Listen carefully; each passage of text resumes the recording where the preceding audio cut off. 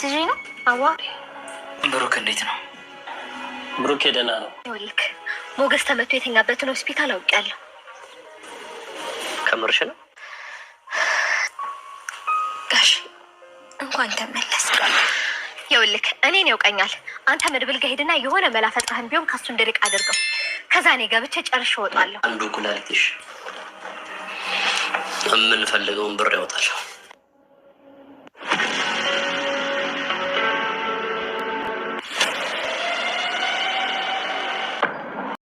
ብሩኬ ከስንት ጊዜ በኋላ ቤተሰቡን መቀላቀሉ በካሌብ መሲሳ ሰዎች መካከል ከባድ ሽንፈትን አስከትሏል። ዛሬ ላይ በምን መንገድ ተመልሰው ማጥቃት ወይም በቀላቸው መወጣት እንዳለባቸው እያወጡ እያወረዱ ነው። ለዚህ ደግሞ ማህሌትን መጠቀም እንዳለባቸውም ተመካክረዋል። ሞገሴ ሆስፒታል በተኛበት ሂጅና መርዡ በማለት ማህሌትን ትዕዛዝ አስተላልፏል። ማህሌት ቀጥታ ወደ ሆስፒታል አመርታለች።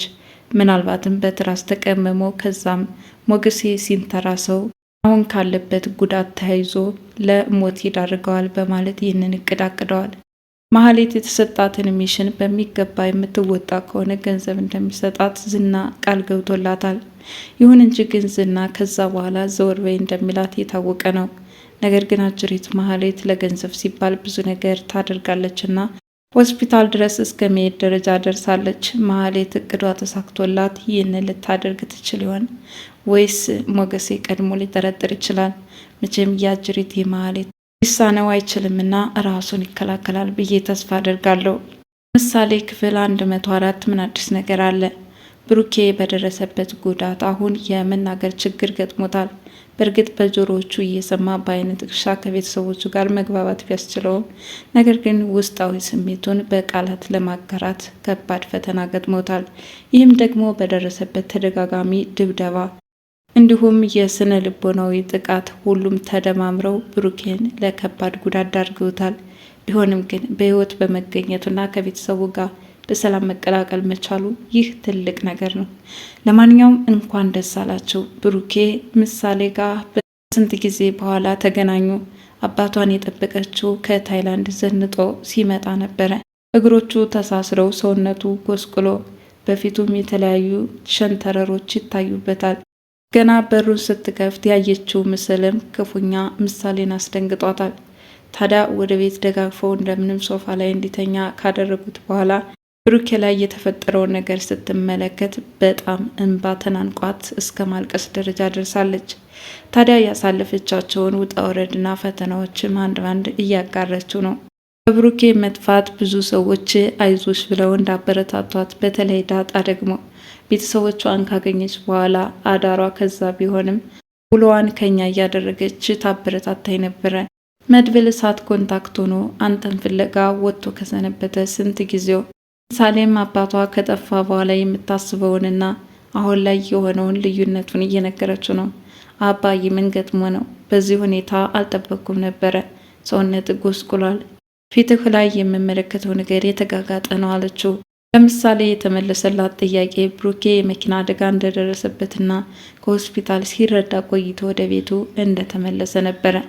መድብል በዚህ ሁኔታ አስረድቷት እንግዲህ እንኳን በሰላም ወደ ቤቱ መጣ እንጂ ምን ሆነ ነው የት ሄድክ የሚሉ ጥያቄዎችን አያስፈልግም በማለት ልጅ ምሳሌን ይመክራታል። በጣም ታሪኳንና ትውስቷን አንድ ባንድ አጋራች። ለዘመናት ወይም የ18 ዓመት ጥያቄዋ እንደተመለሰላትም ለብሩክ የነገረችው። በጣም ደሳስ የሚሉ ቤተሰቦችን አጋጥሞኛል። እኔ ጎዳና ላይ የሰዎችን ትርፍራፊ ምግብ ስበላ ኖርኩኝ። ፀሐይና ውርጭም ብርዱም ሲሄድብኝ ኖረ። አሁን ላይ ግን አባቴ በጣም ቱጃር የሆነ ሀብታም ነው ያለው ገንዘብ ደግሞ በጣም ቆንጆ ነው የሚያምር። አንተም ስታረጅ እንደሱ ጸጉር ቢሆን እንዴት ያምርብሃል። አባቴ ሽበቱ የሚያምር ውበቱ ነው። ጥርሶቹማ ሲስቁ ልነግርህ አልችልም። አቤጌል የምትባል እህት አለችኝ። ታላቄ ትሆን ታናሽ የማውቀው ነገር የለም። እሷ ግን ገና ስታይን ትጥላኛለች። ያው እህቷ እንደሆንኩ ስላላወቀች ይመስለኛል። እንዲሁም ደግሞ ናታን በጣም የሚገርም መልካም ስብዕና ያለው ልጅ ነው። እሱማ እንዴት እንደሚመች ልነግርህ አልችልም። በአይነ ጥቅሻም ተመለከተችው ምን እንደሚላት። እሱን አግቢ እያልከኝ ነው? በፍጹም እንደዛም አይሆንም። ናታንን እንደ ወንድሜ ነው የምመለከት። አቤጌልም የጠላችኝ ለዛ ነው፣ ምክንያቱም ናታንን ታገባዋለች ብላ ታስባለች። ከቅናት የመነጨ ይመስለኛል። የሆነ እውነታውን ስትረዳ ትቀርበኛለች አለች። እያንዳንዱ ታሪኳን በዚህ ሁኔታ ቀጥላለች። ስለ ሰላም ወይም ሰራተኛቸው ሰላም የምትገርም ልጅ ናት። ሰራተኛቸው ሳትሆን እኔን እንደ እናት ትንከባከበኛለች። የምትሰጠኝ ፍቅር ልነግርህ አልችልም። ሌላኛዋ ደግሞ ውሃ አለች። ውሃ በጣም ምስኪን ናት። እንዳየችኝ ወደደችኝ፣ ያልኳትን ሁሉ ታደርጋለች። ለማንኛውም የውሃ ጸባይ ደግሞ ለየት ይላል አለች። ወይዘሮ ማርታም እናቴ ትሁን አትሁን የማውቀው ነገር የለም እንጂ በጣም መልካም ሰው ናት። ብቻ በአጠቃላይ ከዛ በኋላ የተፈጠረውን ነገር ብሩኬ ልነግርህ አልችልም። አሁን ላይ በጣም ደስተኛ ነኝ። የሚጣፍጥ ምግብ መመገብ ችያለሁ አለች። እነዛ የጎዳና ትውስታዋንም እያሰበችም ነበረ የነገረችው። እንግዲህ ብሩኬ ይህን ሁሉ ታሪክ እየሰማ በአይኑ ፈገግታ ይታይበት ነበረ። የዳጣ ታሪክ ሳይመስጠው አልቀረም። የጎዳናውን ታሪክ ዳጣ ብቻ ሳትሆን ራሱ ብሩኬም ያስታውሳል። በመጀመሪያ የተገናኙባትን አጋጣሚ ያቺ 200 ብር ብሩኬ ምሳሌን ለማሳከም ወደ ውጭ ሀገር ጉዞ እያሰበ በዚህ ጭንቀት ውስጥ እያለ ነው ለዳጣ ከጎዳና ሲመለከታት ያንን 200 ብር አውጥቶ የሰጣት። ለማንኛውም የማያልፍ የለም፣ ታሪክ ተቀየረ፣ ሁሉም ነገር አለፈ። ሞገሴ በደረሰበት ከፍተኛ የደም መፍሰስ አደጋ ከኤፍራታ የደም ሴል ጋር ስለሚመሳሰል እሷ መስጠት እንዳለባት በተጠየቀችው መሰረት በከፍተኛ ገንዘብ እንድትደራደር ማህሌት መንገዶችን አመቻችታለች። የጠየቀችው ገንዘብ 50 ሺህ ብር ነው። በዚህ ሰዓት መድብል ይህን ያህል ገንዘብ አውጥቶ ሊሰጣት እንደማይችልና የሞገሴን ሕይወት በጊዜ ልትታደገው እንደሚገባ ለምኗቸዋል። የማህሌትን ንግግር ሲሰማ እባክሽን ማህሌት አትጨክኝ፣ ሞገሴን ከምናጣው ቢያንስ አስተያየት አድርጉ፣ እሺ 20 ሺህ ብር ከፍልሻለሁ በማለት በ20 ሺህ ብር ሲከራከራ ቆይቶ በኋላ ግን 25 ሺህ ብር እንዲሆን ተደርጓል። ኤፍራታም ደሙን ከሰጠች በኋላ ይህ ገንዘብ ሲከፈላት ለማህሌት 300 ብር ብቻ ነበር የጣለችላት። እንዴት እንደዛ ብዙ ገንዘብ እንድታገኝ ተደራድሬ ሳበቃ አንቺ ግን በጣም ታሳዝኛለሽ፣ 300 ብር ብቻ በተንሽልኝ በማለትም እሷ ምን ያህል እንደከዳቻትም ማህሌት እያወራች ነበረ። ኤፍራታም ይበቃሻል፣ የተቀዳው የኔ ደም እንጂ ያንቺ አይደለም ብላታለች። ዝናም ለማህሌት በመደወል አሁን ባለበት ሁኔታ ከፍተኛ ብስጭት ውስጥ እንዳለ ነግሯታል። ምክንያቱም ብሩኬም ወደ ቤቱ ተመልሷል። በብሩኬ መመለስ ማህሌት ደስተኛ ናት። ምክንያቱም አሁንም በሚስትነት ወደዛ ቤት ተመልሳ የምትሄድ መስሏታል። ታዲያ አሁን የምሰጥሽን ሚሽን በሚገባ መወጣት አለብሽ በማለት የምትፈልገውን ሊያደርግላት እንደሚችልና ከሆስፒታል ሄዳ ሞገሴን መመረዝ እንዳለባትም ትዕዛዝ ተሰጥታለች። ማህሌት ገንዘቡን ስጠኝ እንጂ በሚገባ ወጣለሁ በማለት ቃል ገብታለች። ምስኪኗ የአረብ አገሯ ተጓዥ ትህትና በዝና ቁጥጥር ስር ውላ መከራዋን እያየች ነው። ከሌሎች ሴቶች በመለየት ከአንድ ክፍል አስሯታል። ይች ልጅ በጣም ቆንጅዬ ናት፣ ወዷታልም። ሆኖም ሉላ መሄዷን ተከትሎ አሁን በሚስትነት እየፈለጋትም ይመስላል።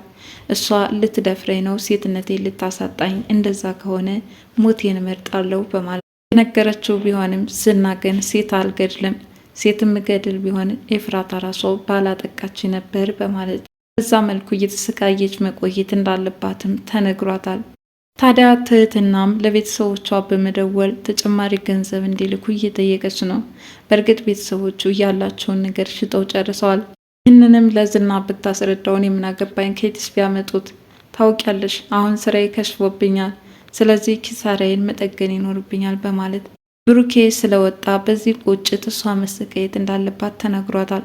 ደግሞም ከሌሎች ሴቶች እሷ ከአንድ ክፍል ተለይታ የታሰረችበትን ምክንያት እንድትናገርም ተጠይቃለች።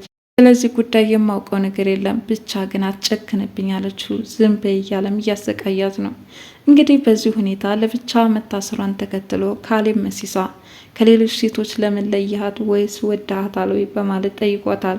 እሱም ብቻዋን መሆን ስላለባት ነው በማለት ነገሩን ለማደባበስ ሞክሯል እንጂ ዝና ትህትናን ያስፈራራበት መንገድ እጅግ በጣም በሚያሳዝን ሁኔታ እስካሁን ኩላሊትሽም ልብሽም ካንቺ ጋር ነው፣ ከዚህ በኋላ ግን ወጥቶ የሚሸጥ ይሆናል፣ በዚህ መልኩኛም ገንዘብ ማግኘት እንችላለን በማለት ምን ያህል ሊጨክኑ እንደሚችሉም እያስፈራሯት ነው። በዚህ ስቃይ ውስጥ ያለችው ትህትናም እያለቀሰች ነው። አልፎ አልፎም ለቤተሰቦቿ በመደወል ተጨማሪ ገንዘብ ከየት የሚያምጡት ከየት መላክ እንዳለባቸው ተነግረዋል። መድብል ከዚህ በኋላ ብሞት የማይቆጨኝ በህይወቴ ትልቁን ስራ ሰርቻለሁ ብሏል። በእርግጥም እውነት ነው። ብሩኬን ከሞት ታድጎታል። በዛ ሁኔታ ቢቆይ ኖሮ ምናልባትም በህይወት ላይገኝ ይችል ነበረ። ዝናም ማህሌትን በሚገባ የታዘዘችውን እንድትፈጽም ወደ ሆስፒታል መሄድ እንዳለባትም ነግሯታል። ወይዘሮ ማህሌትም ጭንብሏን አጥልቃ ወደ ሆስፒታል አመርታለች።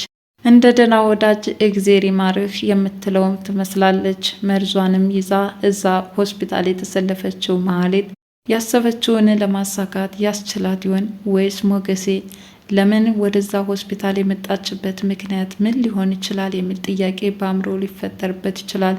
በዚህ መንገድ ራሱንስ እንዴት ሊከላከል ይችላል? ለማንኛውም ግን ካጠገቡ ትሪት በሚያደርጉት ሰዎች ምናልባትም ጥርጣሬ ሊያድርባቸው ስለሚችል ሞገሴ ብቻ አይደለም ማህሌትን ሞገሴ ላይ አንዳች ነገር እንዳሰበች ሊጠረጥሩ ይችላሉ። በዚህ መንገድ የማህሌት እቅድ መቼም አይሳካም። መቼስ ተሳክቶላት ያውቃል? እና በዚህ ሁኔታ ማህሌትን እየተጠቀመ ወንጀል እያሰራት ራሱ ግን ከወንጀል ነፃ ለማድረግ እየሞከረ ነው። ዛሬም በተመሳሳይ መንገድ ማህሌት ተጠቁሞባት ወደ ዘብጥያ ልትወርድ ትችላለች። በሚቀጥለው ክፍል 105 እስከምንገናኝ ድረስ መልካም ጊዜ ይሆንላችሁ እያልኩ ለቻናሌ አዲስ የሆናችሁ ላይክ፣ ሼር፣ ሰብስክራይብ በማድረግ ቤተሰብ እንድትሆኑ በትህትና ጠይቃለሁ። ባይ ባይ።